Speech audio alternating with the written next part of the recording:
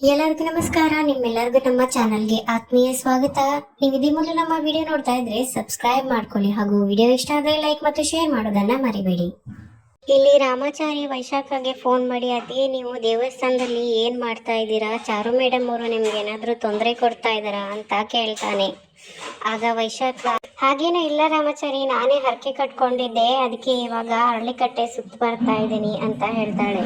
ಇಲ್ಲಿ ನಾಗದ ಬನದ ಹತ್ರ ನಾನು ಪೂಜೆ ಎಲ್ಲ ಮಾಡ್ತಾ ಇದ್ದೀನಿ, ಹಾಗೆ ನಾನು ಉಳ್ಳು ಸೇವೆ ಮತ್ತೆ ಹೆಜ್ಜೆ ಸೇವೆನೂ ಕೂಡ ಮಾಡ್ತೀನಿ ಅಂತ ಹೇಳಿದೆ. ಆದ್ರೆ ನಿನ್ ಹೆಂಡತಿ ಇದ್ದಾಳಲ್ಲಪ್ಪ ಚಾರು ಮಾತ್ರ, ಅದನ್ನೆಲ್ಲ ನೀನ್ ಮಾಡೋದ್ ಬೇಡ ಅಕ್ಕ, ನಿನ್ಗೆ ಆಯಾಸ ಆಗುತ್ತೆ, ನಾನು ಬೇಕಾದ್ರೆ ಇದನ್ನೆಲ್ಲ ಮಾಡ್ತೀನಿ ನಿನ್ ಪರವಾಗಿ ಅಂತ ಹೇಳ್ತಿದ್ದಾಳಪ್ಪ ಅಂತ ಇತ್ತ. ವೈಶಾಖ ಹೇಳ್ತಿರ್ಬೇಕಾದ್ರೆ, ಹೌದಾ ಅತಿಗೆ, ಹಾಗಾದ್ರೆ ನಿಮ್ಗೆ ಏನಿಲ್ಲ ಇವಾಗ ಚಾರು ಏನು ಕಷ್ಟ ಕೊಡ್ತಿಲ್ಲ ತಾನೇ ಚಾರು ಮೇಡಮ್ ಅಂತ ಇತ್ತ. ರಾಮಾಚಾರಿ ಕೇಳ್ತಿರ್ಬೇಕಾದ್ರೆ, ಇಲ್ಲಪ್ಪ ನನ್ಗೆ ಆತರನೇ ಏನೇನು ಇಲ್ಲ ಅಂತ ಇತ್ತ ವೈಶಾಖ ಹೇಳ್ತಿದ್ದಾಳೆ. ಅದ್ ಸರಿ, ಅದಕ್ಕೆ ನಿಮ್ ವಾಯ್ಸಕ್ಕೆ ಒಂಥರ ಇದೆ ಅಂತ ಇತ್ತ ರಾಮಾಚಾರಿ ಕೇಳ್ತಿರ್ಬೇಕಾದ್ರೆ, ಇವಾಗ ಅಷ್ಟೇ ನಾನು ಹರಕೆ ಎಲ್ಲ ತೀರಿಸ್ದೆ ಅಲ್ವಾ, ಸ್ವಲ್ಪ ಸುಸ್ತಾಗಿದೆ ಅಷ್ಟೇ, ಶೆಕೆ ಇಲ್ಲಿ ಅಂತ ಇತ್ತ ವೈಶಾಖ ಹೇಳ್ತಿದ್ದಾಳೆ.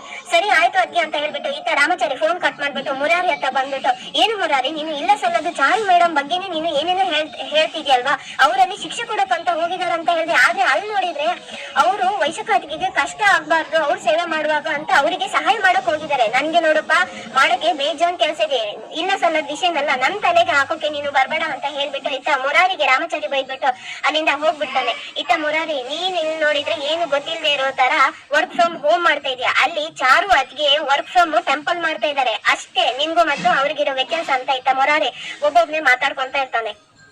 ಆಗ ವೈಶಾಖ, ನೋಡಿ ಚಾರು ನೀನ್ ಹೇಳ್ದಾಗೆಲ್ಲ ಮಾಡ್ಬಿಟ್ಟೆ, ಇವಾಗಾದ್ರೂ ನಾನ್ ಮೆಡಿಸಿನ್ ಕೊಡ್ತೀಯ ಅಂತ ಕೇಳಿದಾಗ, ನೋಡಕ್ಕ ಇವಾಗ್ಲೇನೆ ಮೆಡಿಸಿನ್ ಕೊಟ್ರೆ ಹೇಗೆ, ನೋಡು ಇನ್ನಷ್ಟು ಸೇವೆ ಎಲ್ಲ ಬಾಕಿ ಇದೆಯಲ್ವಾ, ಇವಾಗ ಉಳ್ಳು ಸೇವೆ ಹೇಗಿದ್ರು ಮುಗಿತಲ್ವಾ, ಇನ್ನ ಮುಂದಿದೇನು ಜ್ಯೋತಿ ಸೇವೆ, ಅದನ್ನ ಇವಾಗ ಮಾಡ್ಬೇಕು, ಬಾ ಅಕ್ಕ ರೆಡಿ ಆಗು ಅಂತ ಹೇಳ್ಬಿಟ್ಟು ಇತ್ತ ಅವಳ ತಲೆ ಮೇಲೆ ಕೈ ಮೇಲೆಲ್ಲ ಜ್ಯೋತಿ ಎಲ್ಲ ಇಟ್ಟು ಅವಳ ಹತ್ರ ಅರೌಂಡ್ ಬರಕ್ಕೆ ಹೇಳ್ತಿರ್ತಾಳೆ. ನೋಡು ಇವಾಗ ನಾನೊಂದ್ ಮಂತ್ರ ಹೇಳ್ತೀನಿ, ಅದೇ ಮಂತ್ರನ ಹೇಳ್ಕೊಂಡು ನನ್ಗೆಷ್ಟು ನೀನ್ ಅವತ್ತು ಪ್ರದಕ್ಷಿಣೆ ಹಾಕ್ಸಿದ್ಯೋ ಅಷ್ಟೇ ನೀನ್ ಇವಾಗ ಹಾಕ್ಸ್ತಾ ಬರ್ಬೇಕು ಅಂತ ಹೇಳ್ಬಿಟ್ಟು ಅವಳ ಕೈಯಲ್ಲಿ ಮಂತ್ರ ಎಲ್ಲ ಹೇಳ್ಕೊಟ್ಟು ಹಾಗೆ ನೀನು ಹೋಗು ಅಂತ ಇತ್ತ ಹೇಳ್ತಾ ಇರ್ತಾಳೆ. ಅವಳ ಹಿಂದೆನೂ ಕೂಡ ಇತ್ತ ಚಾರು ಮತ್ತೆ ರುಕ್ಕುನು ಕೂಡ ಬರ್ತಾ ಇರ್ತಾರೆ. ಏನ್ ರುಕ್ಕು ಸುಮ್ನೆ ನೋಡ್ಕೊಂಡು ಅಕ್ಕ ಮಾಡಿರೋ ಸೇವೆನ ನೋಡ್ಕೊಂಡ್ ಬರ್ತಾ ಇದ್ಯಾ, ಅವಳು ನನ್ಗೆ ಅವತ್ತು ಏನ್ ಮಾಡಿದ್ಲ ಅಂತ ನಿಂಗೇನಾದ್ರು ಮರ್ತೋಯ್ತಾ, ಮತ್ತೆ ನಾನು ಅದನ್ನ ನೆನ್ಪಿಸ್ಬೇಕಾ ಅಂತ ಇತ್ತ ಚಾರು ಕೇಳ್ತಿರ್ಬೇಕಾದ್ರೆ, ಇಲ್ಲ ಚಾರು ನನ್ ನೆನ್ಪಿದೆ, ಅವಳು ಅವತ್ತು ಅಲ್ಲಿ ದೇವಸ್ಥಾನದ ಗೋಪುರದ ಮೇಲಿರೋ ಜೇನ್ ಗುಡಿಗೆ ಕಲ್ಲು ಹೊಡೆದ್ಲು. ಸರಿ, ಮತ್ತೆ ಇವಾಗ ನೀನು ಕೂಡ ಅಲ್ಲಿ ನೋಡು ಕಲ್ ತಂದು ಇಟ್ಟಿದೀನಿ, ನನಗ್ ಬೇಕಾಗಿರೋ ಪ್ರಿಕಾಷನ್ ಎಲ್ಲ ನಾನ್ ಮಾಡ್ಕೊಂಡಿದೀನಿ, ಕಲ್ ಹೊಡಿ ಮತ್ತೆ ಯಾಕೆ ತಡ ಮಾಡ್ತಿದ್ಯಾ ಅಂತ ಹೇಳ್ಬಿಟ್ಟು ಚಾರು ಅಲ್ಲಿಂದ ಓಡೋಗ್ಬಿಟ್ಟು ಅವಳು ಒಂದು ಬೆಡ್ಶೀಟ್ ಅನ್ನ ಮುಚ್ಚಾಕಿ ಒಂದ್ ಸೈಡ್ ಅಲ್ಲಿ ಕೂತ್ಕೊಂಡ್ ಬಿಡ್ತಾಳೆ. ಇತ್ತ ರುಕ್ಕು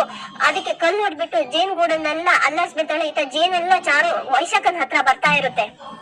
ಇತ್ತ ಮನೆಗೆ ನಾರಾಯಣ ಜಾನಕಿ ಎಲ್ಲ ಎಲ್ಲಿದ್ದೀರಾ ಅಂತ ಹೇಳ್ಕೊಂಡು ಒಂದ್ ತಾತ ಕೂಕೊಂತ ಬರ್ತಾರೆ. ಇತ್ತ ಅವ್ರು ಬಂದಿರೋದನ್ನ ನೋಡ್ಕೊಂಡು ಜಾನಕಮ್ಮನಿಗೆ ತುಂಬಾನೇ ಖುಷಿ ಆಗ್ಬಿಟ್ಟು, ಮಾವ ಇವಾಗಷ್ಟೇ ಬಂದ್ರೆ, ಹೇಗಿದ್ದೀರಾ ಮಾವ, ಬನ್ನಿ ಕೂತ್ಕೊಳ್ಳಿ, ಎಷ್ಟು ಟೈಮ್ ಆಯ್ತು ಮಾವ ನಿಮ್ಮನ್ನ ನೋಡ್ದೆ ಅಂತ ಇತ್ತ ಜಾನಕಿ ಅವರನ್ನ ಕರೆದ್ಬಿಟ್ಟು ಒಳಗಡೆ ಕೂರಿಸಿದಾಗ, ಹಾ ನಮ್ಮ ಈ ಊರಿಗೆ ಬಾರ್ದೆ ನಾನ್ ತುಂಬಾನೇ ವರ್ಷ ಆಗಿತ್ತು, ಇವತ್ತು ಒಂದು ಕೆಲ್ಸ ಇತ್ತು, ಹಾಗಾಗಿ ಆ ಕೆಲ್ಸದ ಮೇಲೆ ಇಲ್ಲಿಗೆ ಬಂದೆ ಹೇಗಿದ್ರು ಬಂದಿದ್ದೀನಲ್ವಾ, ನಿಮ್ಮನ್ನೆಲ್ಲ ನೋಡ್ಕೊಂಡು ಮಾತಾಡ್ಕೊಂಡು ಹೋಗೋಣ ಅಂತ ಬಂದೆ.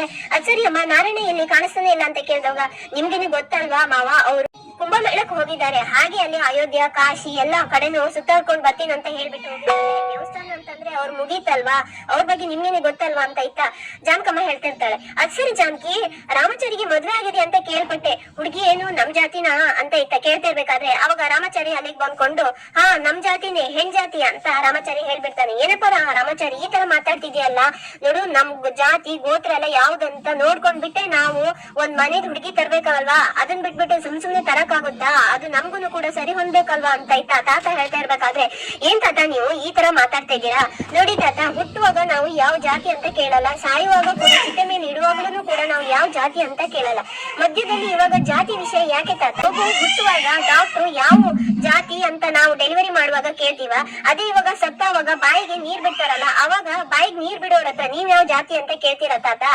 ಅದನ್ನ ಬಿಟ್ಬಿಟ್ಟು ಇವಾಗ ನಾವು ದೇವ್ರ ಹತ್ರನು ಕೂಡ ನಾವು ಡೈಲಿ ಇವಾಗ ಪೂಜೆ ಮಾಡುವಾಗ ನಿನ್ ಯಾವ ಜಾತಿಯಪ್ಪ ಅಂತ ನಾವೇನಾದ್ರೂ ಕೇಳಕ್ ಆಗುತ್ತಾ ತಾತ, ಇದೆಲ್ಲ ಇವಾಗ ನೀವೇನೆ ಇಂತ ದೊಡ್ಡವರಾಗ್ಬಿಟ್ಟು ಇವಾಗ ಜಾತಿ ಅಂತ ಈ ತರ ಮಾತಾಡ್ತಿದ್ರೆ ಹೇಗೆ ಅಂತ ಹೇಳ್ಬಿಟ್ಟು ರಾಮಾಚಾರ್ಯ ತಾತನ ಹತ್ರ ಕೇಳ್ತಾ ಇರ್ತಾನೆ.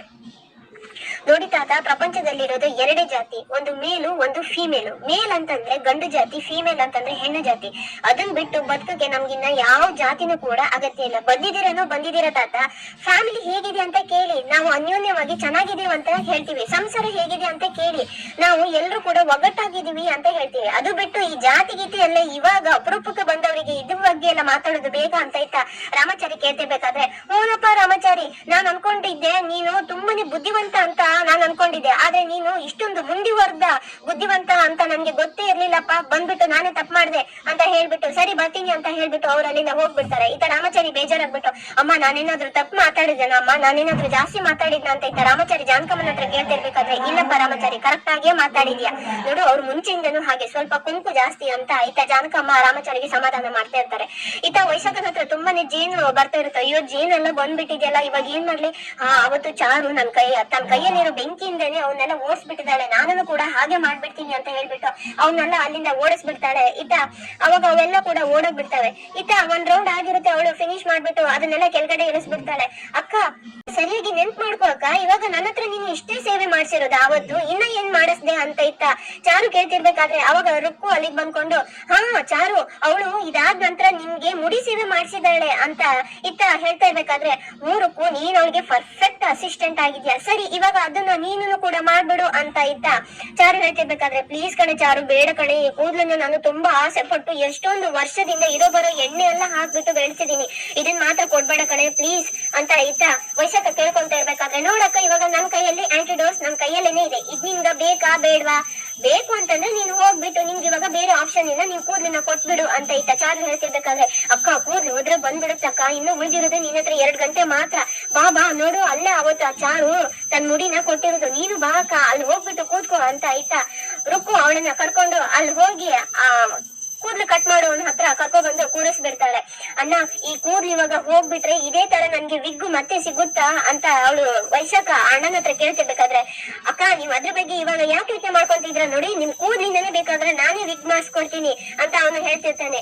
ರುಕ್ಕು ಏನಾದ್ರೂ ಆಗ್ಲಿ ಕಣೆ, ನನ್ ಕೂದ್ಲು ಹೋದ್ಮೇಲೆ ನನ್ಗ್ ಮಾತ್ರ ನನ್ನನ್ನು ನೋಡ್ಕೊಳಕ್ಕೆ ನನ್ಗೇನೆ ಒಂಥರ ಆಗುತ್ತೆ, ಯಾವ್ದಕ್ಕೂ ಇರ್ಲಿ 1-2 ಫೋಟೋ ತೆಗ್ಬಿಡು ಅಂತ ವೈಶಾಖ ರುಕ್ಕು ಹತ್ರ ಹೇಳ್ತಾ ಇರ್ತಾಳೆ. ಅವಾಗ ಸರಿ ಮೇಡಮ್ ನಾನ್ ಇವಾಗ ಕೂದ್ಲು ತೆಗಿಲ್ಲ ಅಂತ ಹೇಳ್ಬಿಟ್ಟು ಅವನು ವೈಶಾಖನ ಕೂದ್ಲು ತೆಗಿಯಕ್ಕೆ ರೆಡಿ ಆಗ್ಬಿಡ್ತಾನೆ.